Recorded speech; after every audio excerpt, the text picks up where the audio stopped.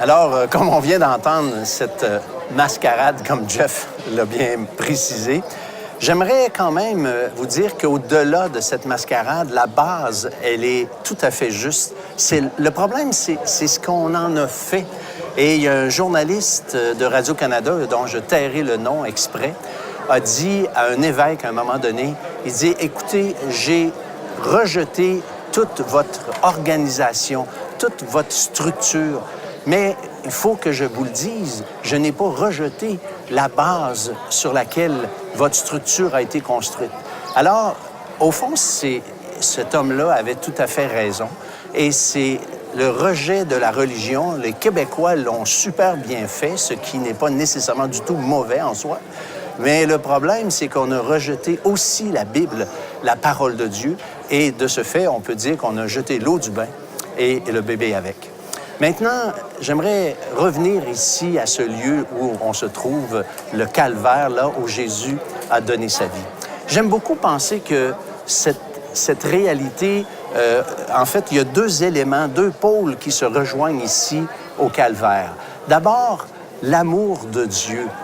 Comment la Bible dit que Dieu a tellement aimé le monde qu'il a donné son Fils unique afin que quiconque croit en lui ne périsse point, mais qu'il ait la vie éternelle. Dieu a tellement aimé le monde et c'est ce qui a fait en sorte que Jésus est venu, a quitté la gloire du ciel pour venir ici dans ce monde, s'identifier avec sa créature et identifier avec la difficulté, la faiblesse, les limites de l'être humain.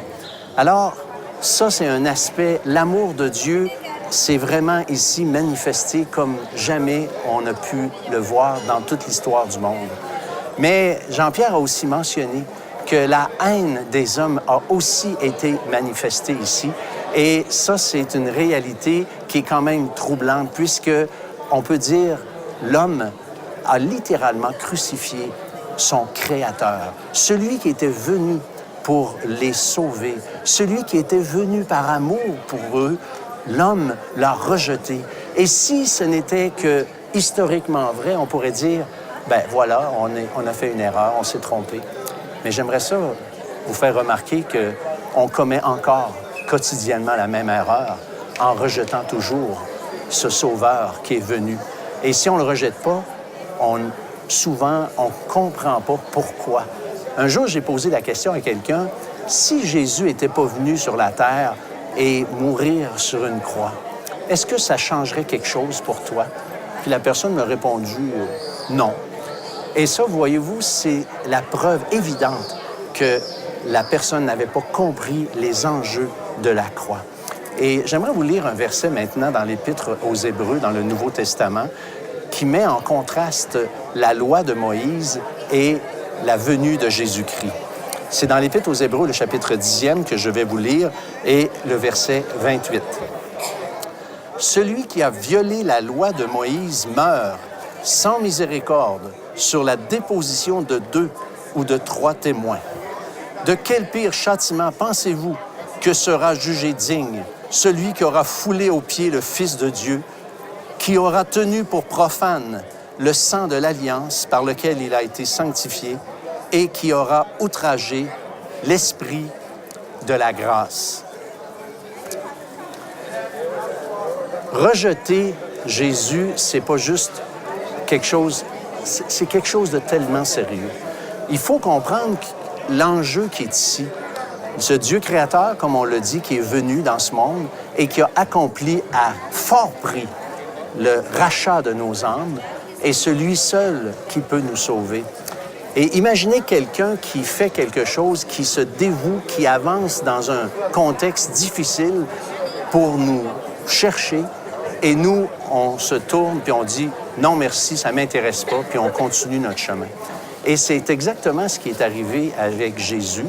Et je ne sais pas où vous en êtes, vous, aujourd'hui, qui écoutez. Mais j'aimerais vous inviter à considérer ce que Christ a fait sur la croix.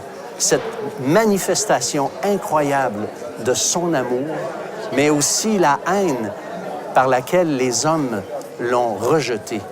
Et nous, Est-ce qu'on va recevoir cet amour? Est-ce qu'on va accepter d'avoir été aimé au point que Jésus est mort pour nous?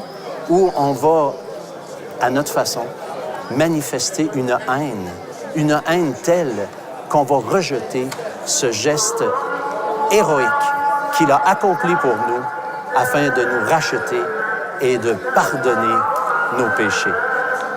Alors là où vous êtes, j'aimerais ça vous inviter à vous arrêter pour une fois encore puis dire à Dieu, Seigneur, peut-être que je ne comprends pas tout encore, mais je réalise qu'il faut que quelque chose se passe dans ma vie.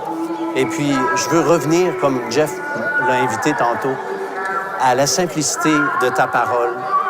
Et je veux me tourner vers toi parce que je veux avoir la vie. C'est ce que je vous invite à faire.